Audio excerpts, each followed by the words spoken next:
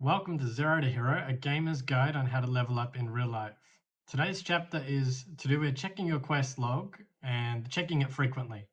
So, can you imagine playing a game? Let's just pick one, like Skyrim, for example.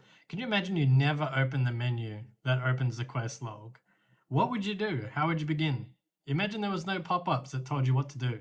Imagine you're walking through the forest and you come across a cave and nothing happens. It doesn't tell you where to go, what to do, it doesn't tell you what to collect, it doesn't tell you how to achieve it, it doesn't give you any rewards. Well, real life's kind of the same way. You go through school maybe and you have all these kind of like goals and they give you, like, okay, you've got to achieve this and you've got to get this mark. But then you go out to the real world and then there's nothing. There's this vast world of comparison. Everyone's doing a different thing and you don't really know exactly what is the best pathway or objective that you should be doing. And because we have that free will, sometimes it can be even more confusing. Because think about it, if everything's an option, then also doing nothing is an option as well. And it can kind of throw you off into this like, decision paralysis. They call it analysis paralysis. And you overanalyze everything and you think, should I be doing this? Should I be doing that? I don't know what I should be doing. And you end up either doing nothing or doing the wrong thing. And when I say wrong thing, maybe wrong thing that's like you originally didn't plan to do that. You end up doing it and you kind of have regrets and confusion and stress and anxiety.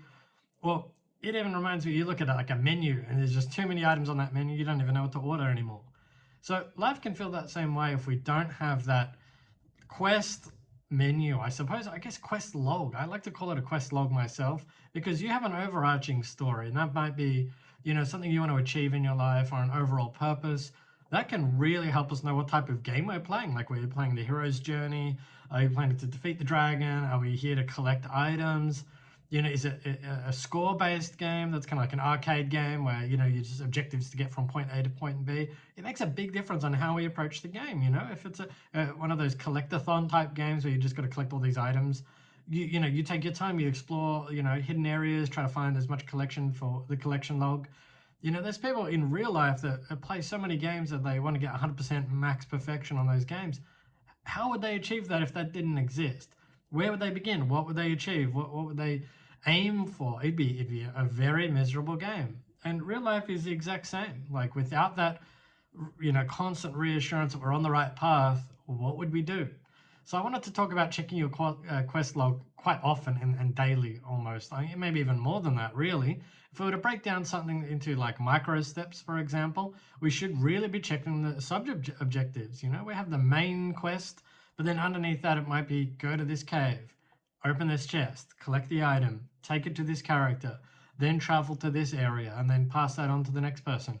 And as we achieve those little steps, we get that little dopamine boost, that little, I'm almost finished this quest. And then when we achieve the quest, there's usually what? A reward. And our real life can be like that. And that can really help either reduce anxiety, help achieve our goals, make little steps towards those goals, and often, make them less scary. And that's the hardest part. Like, imagine if I told you to write a book right now, like I am. Write a book. Well, what's the book called? Where do I begin? Like, am I doing a hardcover book? Am I doing a paperback book? Am I publishing it online? Am I self-publishing? Am I providing? There's so many questions. You know what? This is too difficult.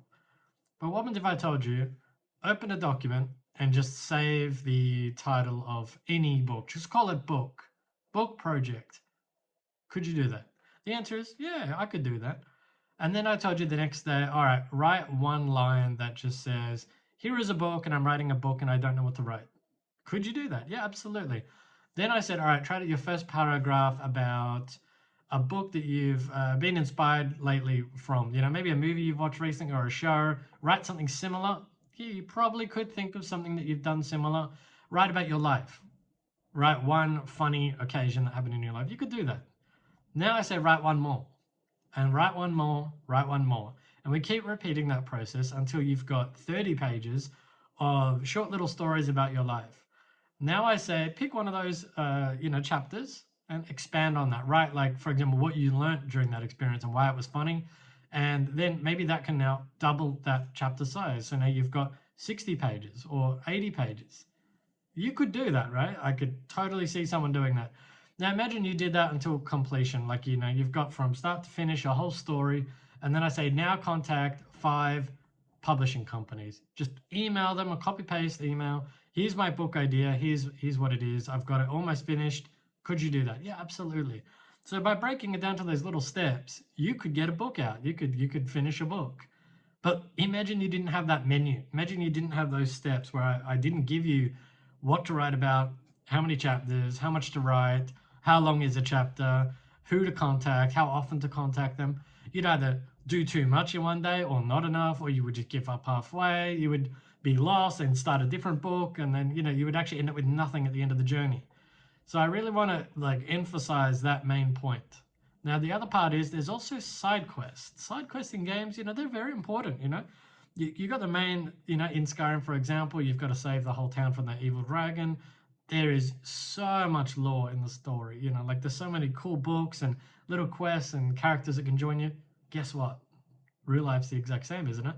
You have friends that go with you on the journey, sometimes for a certain amount, sometimes for the whole amount.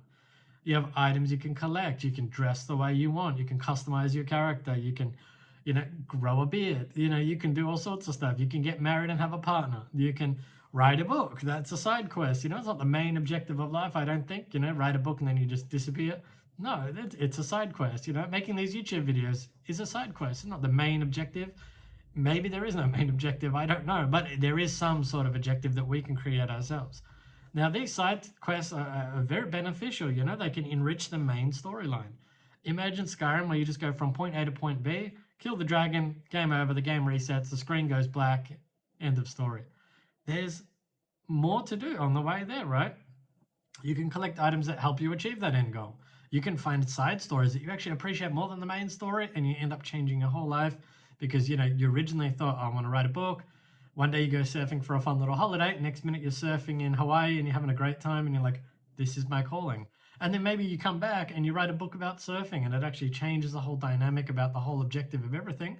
And it just crafts this beautiful game. And I mean, that's what we're here for. That's what this video is about, is, not just ticking off objectives and completing things and min-maxing and, finding the best in slot gear and trying to make millions. It's about enjoying the journey, enjoying the quest, and learning and experiencing and feeling and being scared and then achieving it and then learning something and having friends. And there's so much more to life. In terms of achievements, yes, of course it's important obviously to have these objectives to achieve things, but there is beauty in those small subtle things. So we could break some of these down. You could have your critical quests that are, they progress the game, when you achieve one and then you can't go back kind of thing. Like you level up, you achieve it, you get the ultimate reward, and then you go to the next chapter. Some games even have dedicated chapters where, you complete chapter 1 and you can't go back because it's like a turning point in the game.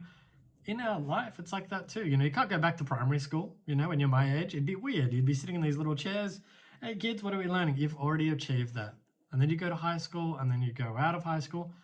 The world's your oyster after that. And sometimes in our life, we have to realize some chapters are closed off and we move on. So those are the critical quests. Those are like the core elements of our life.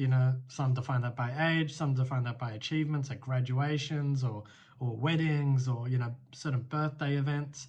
Then there's the ongoing quest, the thing of the maintenance type stuff. You ever played Fallout where, Fallout 4, you almost finish the game and then it says, another base is being invaded. And you're like, not again.